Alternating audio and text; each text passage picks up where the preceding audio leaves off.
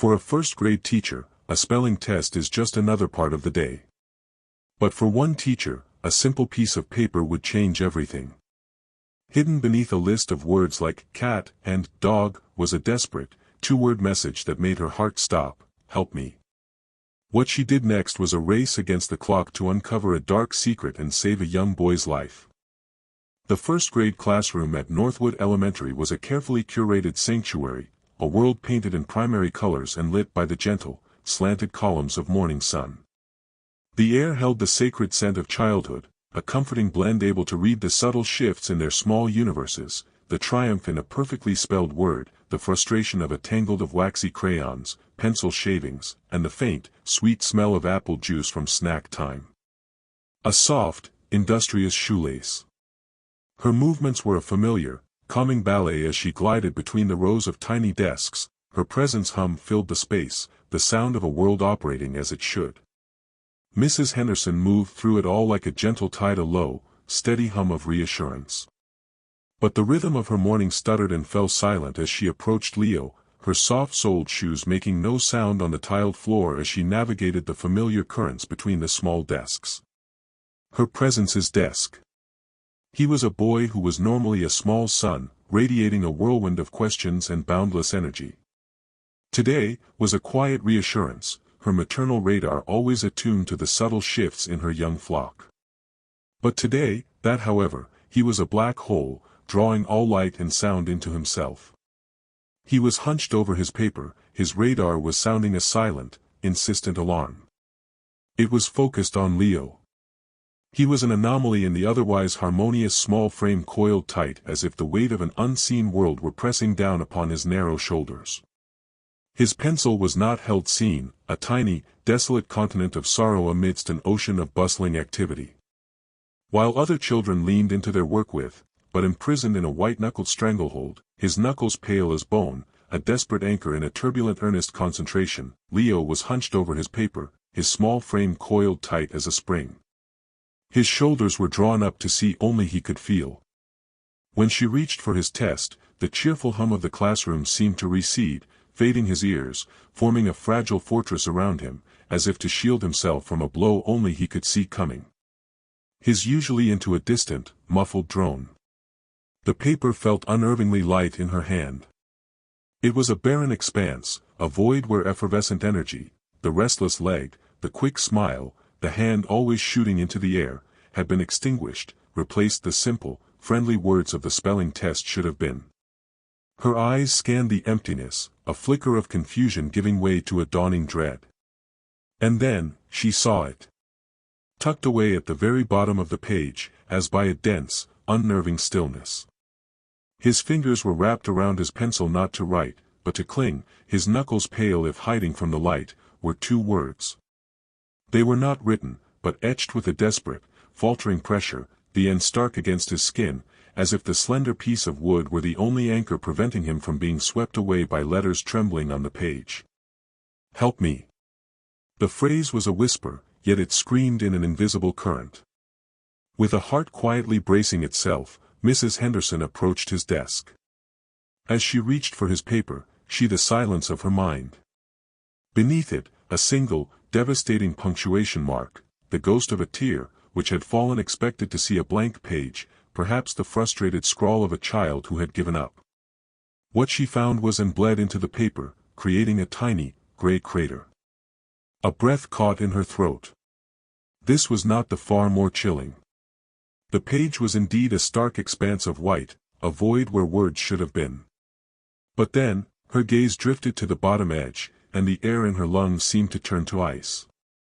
There, in the fleeting drama of a forgotten answer or a child's idle scribble. This was a message in a bottle, thrown from a desolate shaky, disjointed letters of a hand struggling for control, were two words. They were not written, but etched into the paper shore she couldn't see. In that instant, the ordinary classroom transformed. The colorful posters seemed to mock her, with a trembling desperation that spoke of a final, exhausted plea. Help me. Beneath the alphabet strip a meaningless string of symbols. That small, smudged plea shattered the morning's peaceful illusion, and in its words, a single, marred bloom of gray stained the paper, the ghost of a tear that had fallen and dried. It was a silent testament to a sorrow too heavy for a 5-year-old to carry alone. In that moment-place, a chilling and urgent responsibility settled heavy upon her heart. The joyful pandemonium of the playground, a chaotic symphony of shrieks and laughter, seemed to belong to another universe as Mrs. Henderson retreated into the muted sanctuary of the teacher's lounge. The door clicked shut behind her, muffling the sounds of childhood and sealing her in a sterile silence broken only by the low, droning hum of the refrigerator. In her hand, Leo's test paper felt less like paper and more like a captured cry, its pulpy texture a fragile container for a weight it was never meant to hold. She clutched it tightly, the crumpled edges digging into her palm, a physical anchor to the formless dread unfurling in her chest. Her first instinct was that of a professional, a creature of logic and procedure. She moved to the filing cabinet, the metallic scrape of the drawer a jarring sound in the quiet room. She pulled Leo's student file, a slim manila folder that promised the comfort of data, of documented history. Within its neat confines, she hoped to find an explanation, a breadcrumb trail of warnings from previous teachers, a note from the school nurse, anything that would lend shape and substance to the terrifying abstraction of his plea. But the pages were a testament to a ghost. They offered a flat, two-dimensional sketch of a child, attendance, satisfactory, behavior, compliant, notes, none. The file depicted a perfectly ordinary boy, a phantom who smiled from a pasted school photograph, his eyes bright and blissfully unaware of the shadows she now saw clinging to him. The sterile emptiness of the record was more alarming than any written warning could have been. It told her that his suffering was silent, invisible, and expertly concealed. Closing the folder with a soft thud of finality, she sank into a chair and shut her eyes, turning away from the barren landscape of official documentation and into the far more treacherous, vivid terrain of her own memory. It was here, in the unwritten archives of her mind, that the real clues lay buried. They surfaced not as a coherent narrative, but as fractured, unsettling apparitions. First came the echo of a sound, a janitor's metal bucket, dropped in the hallway 2 weeks prior. The deafening clang had sent a shockwave through the line of students. Most had jumped, a collective intake of breath followed by a ripple of laughter. But not Leo. She saw him again now, with a clarity that made her ache. He hadn't just startled, he had imploded.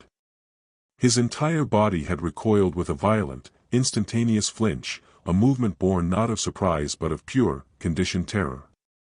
His small hands had flown up to shield his face, his fingers splayed in a desperate, instinctual warding-off gesture, as if deflecting an anticipated blow. At the time, she had soothed him, mistaking his profound fear for a simple case of sensitive hearing. Now, she saw the gesture for what it was, the muscle memory of a child who knew what it felt like to be struck. Another memory, more insidious, bled through. A warm afternoon last week, a day that had called for short sleeves and sunshine. Yet Leo had remained entombed in a thick, suffocating hoodie, a woolen fortress against the world. As he reached for a book from a high shelf, his arm extending, the heavy cuff had slipped back for a single, fleeting second. It was long enough. Etched onto the tender skin of his wrist was a sickening, mottled constellation of purple and yellow, a bruise in the unmistakable shape of a hand. Her voice, when she had gently inquired, had been met with a practiced, hollow deflection. "I fell," he had mumbled, his gaze fixed on the floor, the words delivered with the flat, emotionless recitation of a line learned under duress. It was the lie of a child who had been taught that the truth was more dangerous than the injury itself. Long day. The voice of Mr. Thompson, the fourth-grade teacher, sliced through her reverie. He was by the coffee machine, his casual demeanor a stark contrast to the storm gathering inside her. She felt a desperate urge to confide, to share the weight of these jagged puzzle pieces. "Have you ever," she began, her own voice sounding thin and distant, "had a student write something worrying?" His response was kind but dismissive, a placid ripple on the surface of her turbulent thoughts. "Kids write weird stuff," he shrugged, pouring his coffee. "Last week, one of mine drew a detailed picture of a shark eating the principal.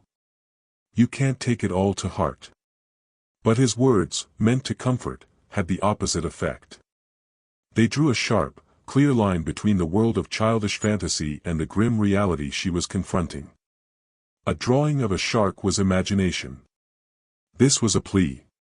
This was a confession.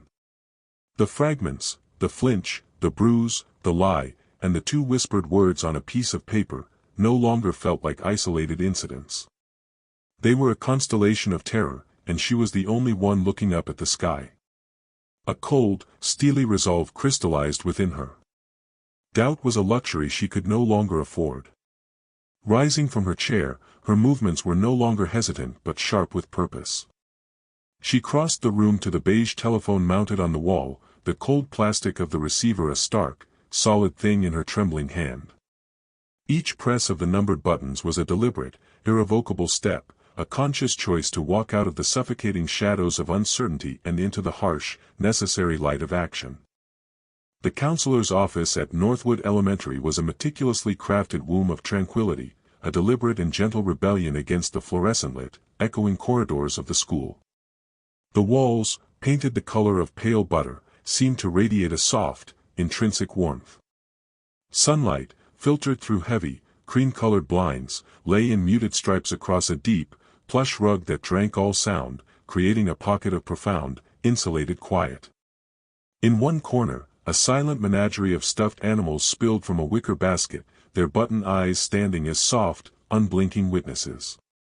The very air was thick with the scent of lavender, a scent engineered to soothe, to calm, to invite trust.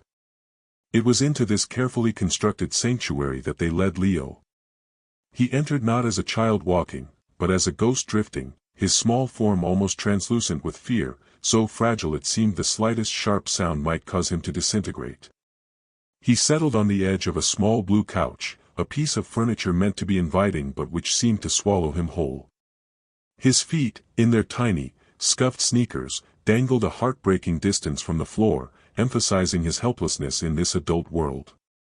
His hands, which should have been busy with play, were instead buried deep in the synthetic fur of a brown teddy bear, a lifeline he'd been offered upon entry.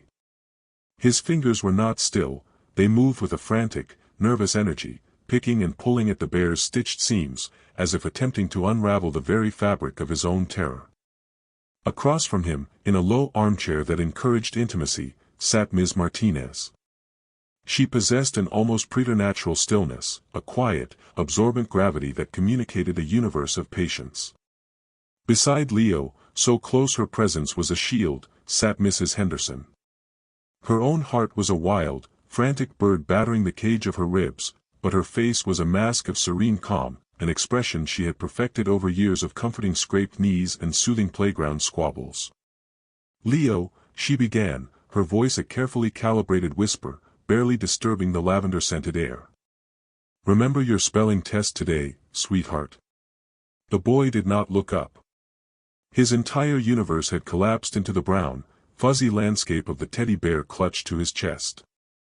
He was a small ship, and this bear was his only harbor.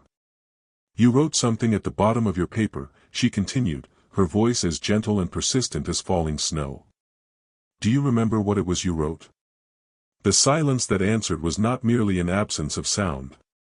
It was a living entity, a heavy, suffocating blanket woven from years of unspoken fear. It pressed down on them, thick and suffocating. Ms. Martinez, reading the boy's retreat as clearly as if it were written text, moved with a slow, deliberate grace. She reached for a coloring book and a small tin of crayons from the coffee table, sliding them across the rug not as a demand, but as a humble, wordless offering. "You don't have to talk if you don't want to, Leo," she said, her voice a gentle, steady anchor in the churning silence. "We can just color for a while, if you like." His eyes, wide, dark pools of captured terror, darted toward the bright promise of the crayons for a fleeting second, but then skittered back to the safe, brown monotony of the bear. He was a prisoner who had forgotten what freedom looked like. Mrs. Henderson risked a touch, her fingers barely grazing the taut fabric of his sleeve. "Leo," she tried again, her voice infused with a desperate tenderness. "When you wrote those words, were you trying to tell me something?" An agonizing pause stretched, pulling the quiet of the room taut. Then, a sound so small it was almost imperceptible, a fractured whisper that seemed to cost him everything he had. "I'm not supposed to talk." In that moment, a silent, lightning-fast current of understanding passed between the two women. It was a look of shared, sickening certainty, a confirmation of the dreadful path they were now on. This was not about shyness. This was about a rule. A terrifying, absolute prohibition. "Who told you that, sweetheart?" Ms. Martinez asked, her tone impossibly soft, as if she were trying to coax a wounded bird from its hiding place. Leo's head shook, a tiny, almost spastic motion against the bear's fuzzy shoulder. His lips were pressed into a thin, bloodless line, a fragile dam holding back an ocean of pain. "It is okay to tell us," Mrs. Henderson reassured him, her own voice gaining a slight tremble she couldn't conceal. "You are safe here. Nothing bad will happen. You will not get in trouble." Her promise seemed to be the final fissure. His fingers twisted violently, brutally, in the bear's fur. And then, the dam broke. A shaky, terrified whisper, laced with shame, escaped. "Jenny, she yells a lot. Jenny. Dad's new wife." The title was delivered as if it were a curse, the words themselves toxic on his tongue. She gets mad when I talk too much." Ms. Martinez leaned forward, her kind face now hardening into a mask of focused, grim intensity. All pretense of gentle counseling was gone, replaced by the urgency of an investigator. "And what happens, Leo? What happens when she gets mad?" He took a sharp, painful gulp of air, as if he were about to drown. The room seemed to shrink, the soft yellow walls closing in. She puts me in the closet." The words landed not as a whisper, but as a physical blow. Mrs. Henderson felt a wave of icy nausea rise from the pit of her stomach. "The one in the hallway," Leo continued, his voice gaining a frantic, breathless momentum as the confession tumbled out, unstoppable now. "It's dark." His breath hitched, a tiny, broken sob he tried to swallow. "She locks it." He looked up then, for the very first time, and the raw, unfiltered terror in his eyes was a wound in itself. They were swimming with a horror so profound, so absolute, that it was almost unendurable to witness. "She says," his voice cracked, splintering into a million pieces on the final, devastating words, "bad kids go in the dark."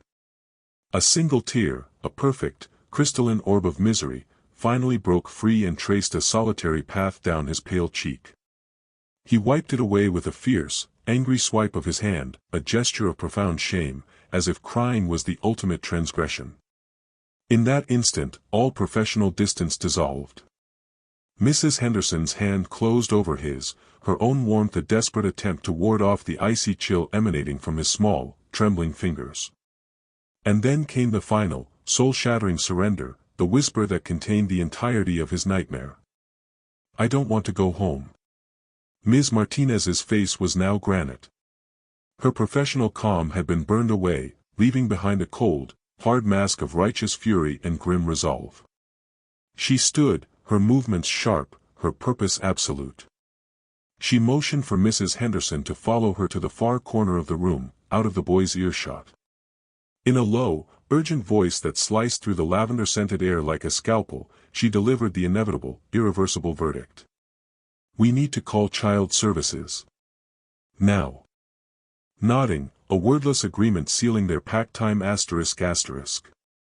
The counselor's office, once a carefully constructed womb of tranquility, had transformed into a tinderbox of raw. Mrs. Henderson hurried from the office. Her sensible shoes, usually so quiet, now tapped a frantic, staccato rhythm on, nervous energy. The lavender scent in the air now seemed like a cruel mockery, a fragile, floral lie attempting to mask the acrid, metallic smell of encroaching fear. Ms. Martinez's words, "We need to call child services."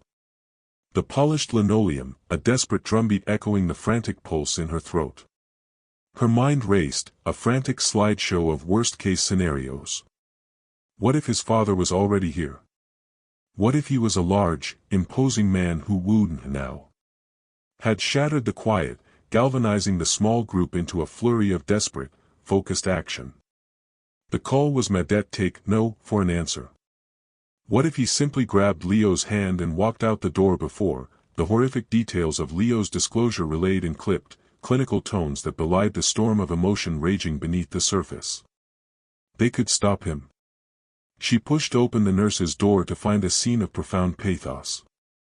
Leo was perched on the edge of a sterile examination cot, his small legs swinging nervously, a pendulum of anxiety.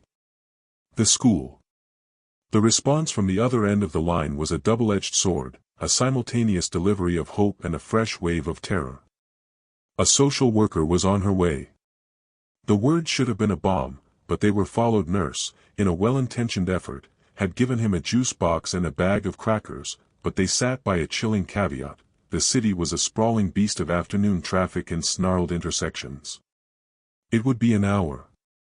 On the cot beside him, unopened and ignored, childish comforts rendered utterly useless against an adult-sized terror. His an hour at best. The word hour dropped into the room like a lead weight. Mrs. Henderson's face was pale, his big eyes fixed on the clock on the wall as if watching his own doom approach. Hay's stomach, already a tight knot of anxiety, clenched into a painful, nauseating cramp. Her gaze shot to the large, "Sweetheart," Mrs. Henderson said, forcing a smile so wide and bright it felt like a brittle mask. "You're doing so great. We're just going to wait here with me for a little while longer, okay?" Leo institutional clock on the wall, its stoic, impartial face suddenly seeming malevolent. Its long, black hands, which gaze flickered from the clock to her face, his eyes wide with a question he was too afraid to ask had benignly marked the passing of countless school days, now looked like the slowly closing blades of a pair of shears. "Daddy's coming soon," he whispered, a statement of fact that sounded like a death sentence. She poised to sever a lifeline. It was 2:30 p.m. Leo's father, a man whose name sat beside him, her hand a warm, steady presence on his trembling shoulder. "I know," she said, her voice they now spoke in hushed, fearful tones, was scheduled to arrive at 3 o'clock. 30 minutes. The low murmur. "And we are going to make sure you are safe." Just then, the phone on the nurse chasm between the social worker's ETA and the father's arrival yawned before them, an impossible, terrifying void. They had's desk crackled to life, Ms. Rivera's voice a tense, urgent whisper. "Mrs. Henderson, to somehow bridge." "An hour," she had repeated, her voice thin and reedy with disbelief. She leaned into his father's truck just pulled into the lot. A soft whimper escaped Leo's lips, and he shrank the speakerphone on the principal's desk, as if her physical proximity could somehow bend time, could collapse the miles of back against the wall, trying to make himself disappear. Mrs. Henderson's heart hammered against her ribs, a frantic, gridlocked city streets. "I know it's tight," the social worker's voice crackled back, "a trap thing." She grabbed the walkie-talkie from the desk. "How far out is the social worker?" Disembodied voice of authority that was itself strained by the limitations of reality. "Just keep the boy at school until, still 10 minutes, maybe more," came the reply. 10 minutes. An eternity. The father would be inside we arrive.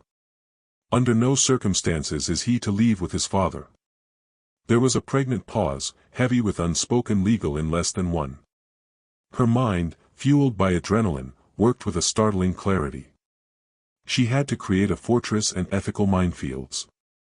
And if his dad insists, the principal, Mr. Harris, had asked, his face of bureaucracy, a wall of plausible delays. "Listen to me," she spoke into the walkie-talkie, a grim, stony mask, his usual air of command momentarily replaced by a raw vulnerability. "Stall, her voice low and firm. Tell him Lucas stayed after for some extra academic help.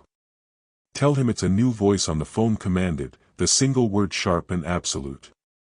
Lie. Fabricate a new policy, a last policy, and he needs to come inside to the main office to sign him out." A beat of silence, then MS-minute project, a forgotten permission slip, anything.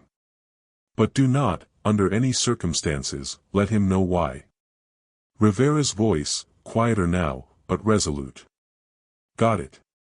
Mrs. Henderson turned back to Leo, whose we can't risk tipping him off. We lose the element of surprise, we could lose the boy. The small hands were now shaking uncontrollably. It's going to be okay, she whispered, a desperate prayer as much as a promise. Just stay right here with me. And then they heard it.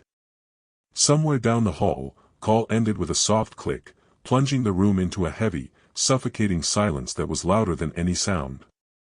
The three of them, teacher, counselor, principal, stood as a small, impromptu council of war, united by a terrifying and a heavy door swung open with a resounding bang that made them both jump. Heavy, impatient footsteps began to echo on the tile's sacred responsibility. The entire trajectory of a young boy's life now rested on their ability to improvise, to deceive, growing louder, closer, each footfall a hammer blow counting down the final seconds. Lucas's father was here. And, to hold a line against a man they had never met but already feared. All right, Mr. Harris finally broke the silence, his voice a low rumble that reclaimed his authority. Mrs. Henderson, you go to Leo. Now. Stay with him. He cannot be alone. Ms. Martinez and I will man the front. We will be the first line of defense. Safety was still miles away. Bringing herself down to his level, her face a landscape of gentle compassion. Hey there, Lucas, she said softly. My name is Sarah. I have some really good news for you. She paused, letting him absorb her calm. You're going to go stay with a very nice lady tonight. She has a big, fluffy dog named Buddy, and Buddy absolutely loves to play with kids. Leo, who had been hiding his face, peeked up, his tear-stained eyes widening with a flicker of childish interest. A dog? Sarah smiled, a genuine, radiant smile. A really friendly one, she confirmed. And tomorrow, some other nice people will want to talk to you a little bit about what's been happening at home. But for tonight, you just get to play with Buddy. How does that sound? Slowly, hesitantly, Leo nodded. Mrs. Henderson helped him gather his small backpack of, her own hands trembling as she zipped it closed. As they stood by the door, ready to go, she knelt and coarse.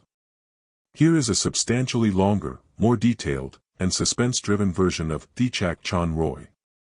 De la fin ban umo rong va trao chut han dang kukwa fan pulled Leo into a fierce, tight hug, burying her face in his messy hair. You are so brave. Rescue, focusing on the escalating tension and the internal experiences of the characters. The front doors of Northwood Elementary flew open not with a gentle swing, but with a violent, percussive bang that sent, Kuok Jai Q, Chao Treo Koi Kung Kwa Ka Chien. Fin ban nai tap trung veo vik zay, she whispered into his ear, her voice thick with emotion. Never, ever forget how brave you are. Okay. He has shut her through their metal frames, announcing an arrival that was less a parental pickup and more a hostile invasion. A man stood still who dung su tsong tang den and get though, kok hoa aro net tung han dong va cam suk qua kak nan vat. Hugged her back with all his might, a silent, desperate acknowledgement. Then, he took Sarah's outstretched hand dead against the harsh, unforgiving glare of the afternoon sun, large, broad-shouldered, his face thunder. The heavy front doors of Northwood Elementary flew open not with a gentle swing as they walked out to the waiting car. Leo turned and looked back one last time.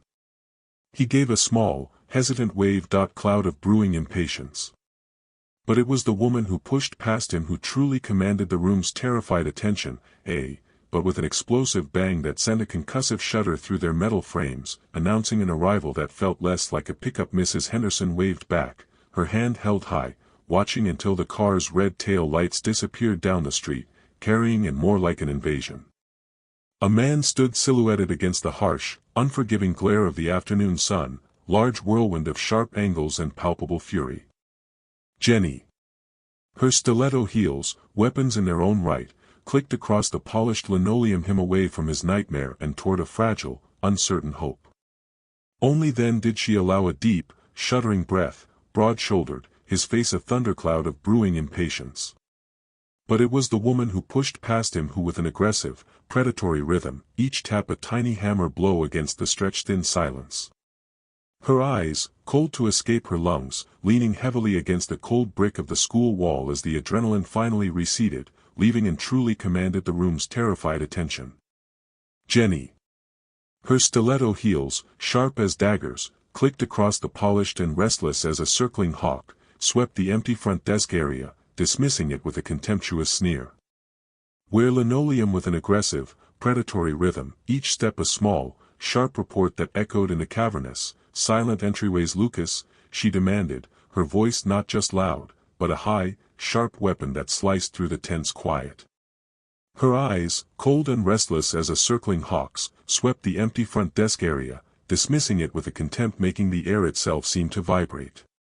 We're here to pick him up. We don't have all day. You sneer. Where's Lucas? She demanded, her voice a high, sharp weapon that sliced through that fraction of a second. Mrs. Henderson moved. It was not a conscious decision born of a plan, but a tense quiet, devoid of any maternal warmth. We're here to pick him up. We don't have all day. Primal, protective instinct that surged through her, overriding all fear. She stepped forward from the shadows of the hallway, deliberately. In that heart-stopping moment, Mrs. Henderson moved. It was not a conscious decision, not a calculated thought, aching exhaustion in its wake. In a world that can often feel loud and overwhelming, it's the quiet whispers that we must learn to hear.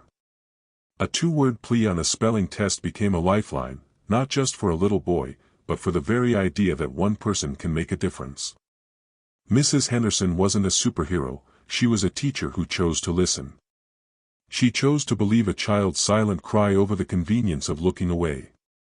This story is a powerful reminder that heroes aren't just found in comic books. They are the teachers, the counselors, the neighbors, the ordinary people who pay attention, who trust their instincts, and who have the courage to ask the difficult questions.